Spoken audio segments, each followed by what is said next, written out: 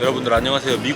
뉴욕에 도착을 했고요. 제가 진짜 미친 일을 경험을 했는데, 비행기가 원래 5시 40분 도착이거든요. 비행기는 도착을 했어요.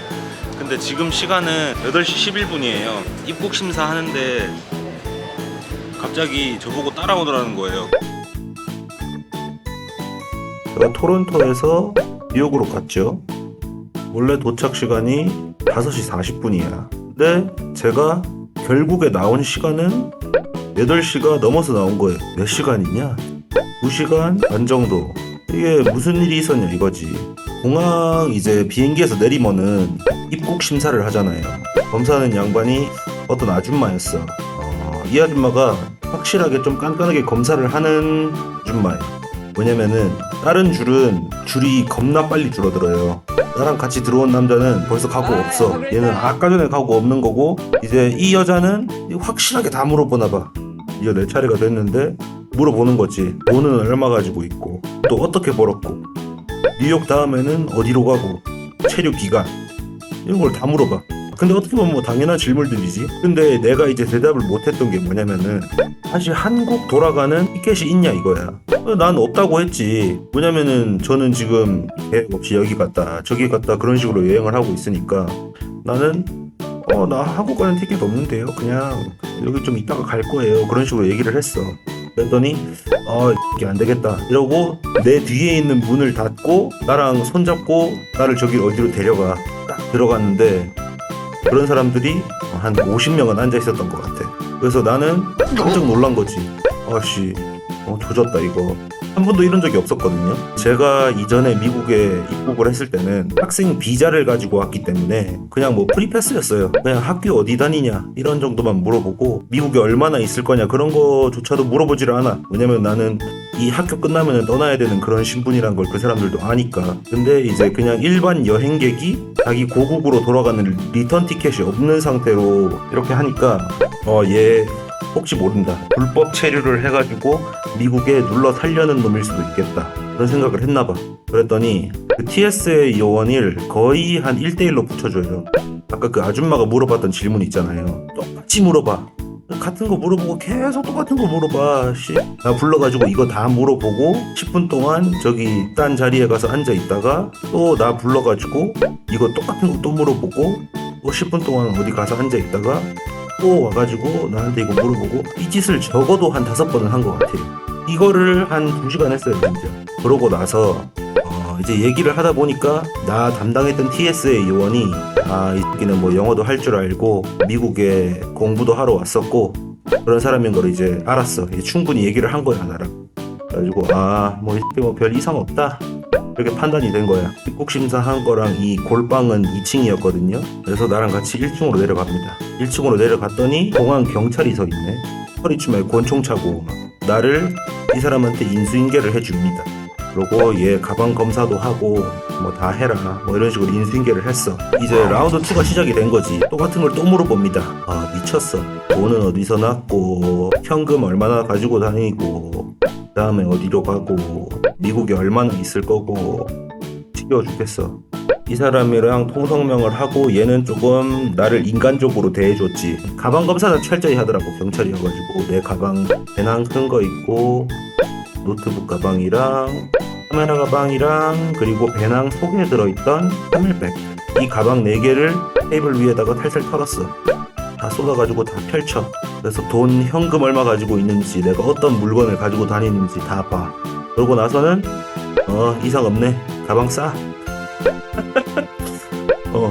가방 싸. 그래가지고 저는 가방 하나하나 열어가지고 다시 한국에서 집 싸듯이 불쌍하게 쌉니다, 가방을 또. 그러더니 안전한 여행 되고 잘 가 뭐 이런 식으로 인사해 주더라고요. 길어봤자 30분이었던 것 같아요. 아무튼 이런 일이 있었습니다. 이제 미국을 멕시코 통해서 한번 나가게 되면은 다시 돌아올 일이 없기 때문에 제일 큰 고비 넘겼다고 생각하고 이제 좀 마음 편하게 여행해 보도록 하겠습니다.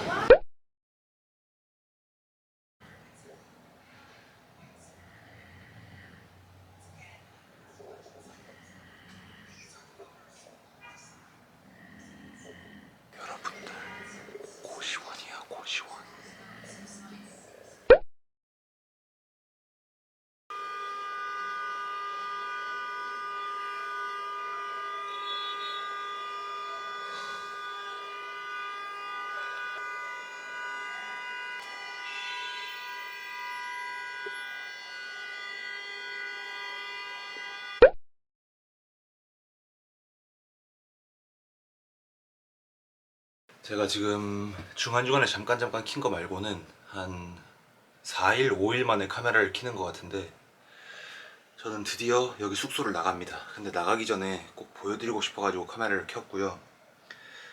와, 일단 보여드릴게요. 여기 숙소가 뉴욕에서 제일 싼 숙소예요. 보세요. 문이거든요.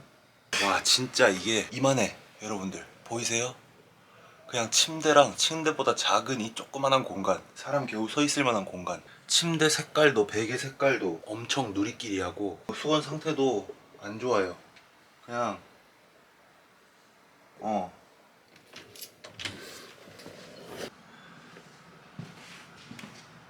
복도가 이렇게 생겼어요. 밖에 이렇게 창문 보이고 진짜 미국식 고시원이라고 해야 되나? 그리고 이 모든 사람들이 2층의 모든 사람들이 이 화장실 3개거든요. 화장실 3개를 쓰는데 여기가 화장실이에요. 화장실 상태도 일단 휴지도 없고 이거 샤워실인데 이거 샤워실 이거 핸들도 와 그냥 뭐 색깔이 미쳤어. 그냥 거무죽죽하고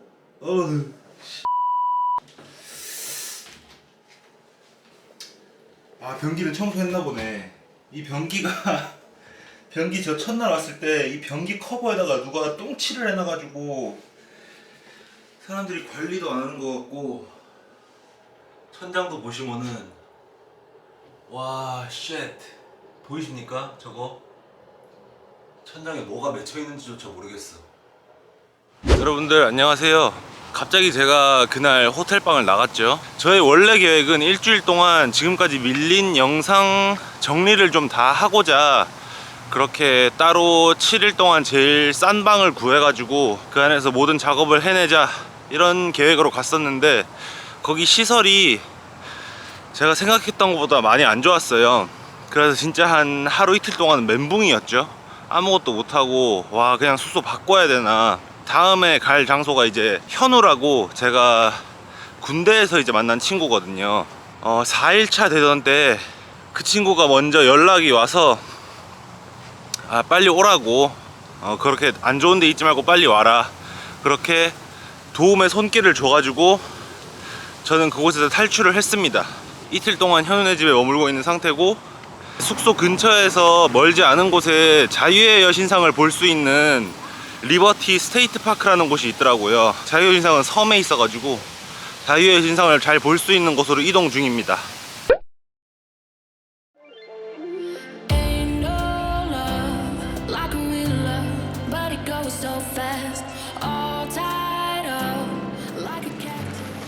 제가 생각했던 스팟에 도착을 했는데요 여러분, 너무 멀긴 해.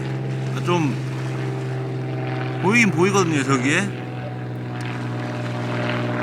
우뚝 솟은 저 사람 뭐 들고 중간에 저게 자유의 여신상인데 잘 안 보여요. 여기서 이쪽 길을 따라서 물길 따라서 쭉 한번 이동을 해봐야지 좀 더 잘 보일 것 같은데 그거 하기 전에 이쪽 왼쪽 길을 따라 가지고 뉴욕 스카이라인 한번 잡아볼게요.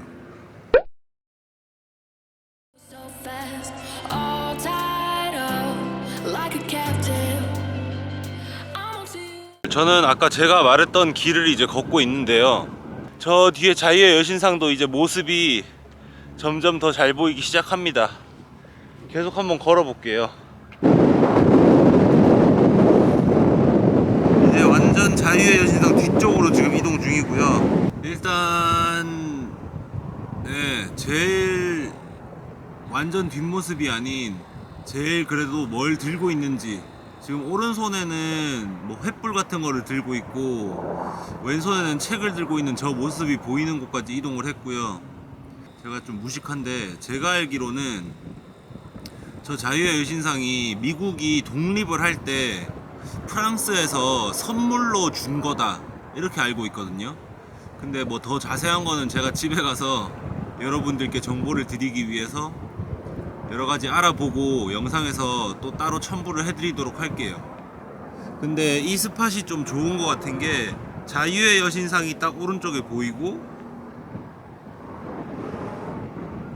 왼쪽을 보시면은 이제 뉴욕의 맨하탄의 스카이라인도 다 보이는, 그리고 여기에 보시면은 사람들 이 뷰를 구경하라고 산책로도 정말 길게 벤치도 많이 배치를 해놔가지고 뉴욕에 오시면은 아마 지금 낮이어가지고 그렇게 막 예쁘다 막 이런 거는 없을 수 있는데, 저는 또 밤, 뭐 많은 분들이 그러시겠지만 밤 야경이 또 진짜 멋있잖아요 도시가. 그래가지고 밤에 오시면은 강바람도 쐬면서 시원하게, 그리고 저 반짝반짝거리는 저 뉴욕의 밤 풍경도 즐길 수 있지 않으실까. 우 자유의 여신상 좌 맨하탄 이런 식으로